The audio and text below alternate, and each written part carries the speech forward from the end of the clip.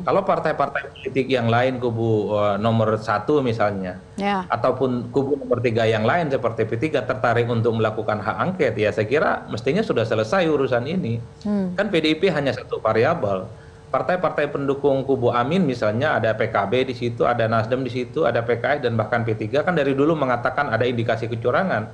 Tanpa PDIP sekalipun mereka bisa jalan soal Hmm. angket ini. Hmm. Tapi ini kan ada kesan seakan-akan karena yang mengusulkan pertama kali itu adalah Ganjar Pranowo, maka PDIP lah yang harus berada di garda terdepan ya untuk mengusulkan hak angket di DPR. Bagi saya tidak sederhana itu. Hmm. Kalau empat partai politik yang lain ya di luar kubu nomor dua tentu saja menganggap hak angket itu penting, ya tanpa PDIP pun mereka harus jalan mestinya.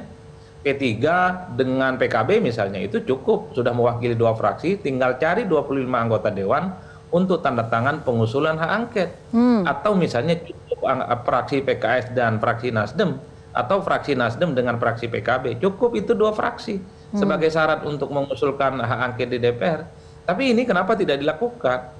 Ini yang menurut saya ada sesuatu yang tidak selesai antar elit dan antar fraksi. Mereka satu pertama ya sepertinya sedang fokus betul soal penghitungan pileg yang sampai saat ini masih prosesnya berjenjang ya di tingkat kecamatan dan di tingkat kabupaten dan sebentar lagi mungkin penghitungannya di tingkat provinsi.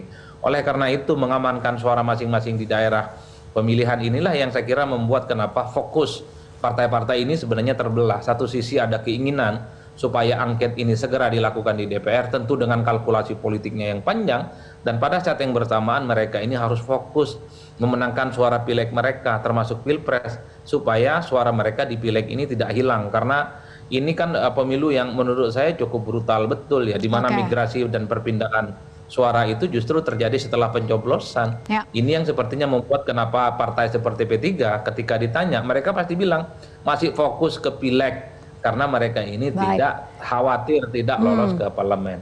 Jelajahi cara baru mendapatkan informasi. Download Metro TV Extend sekarang.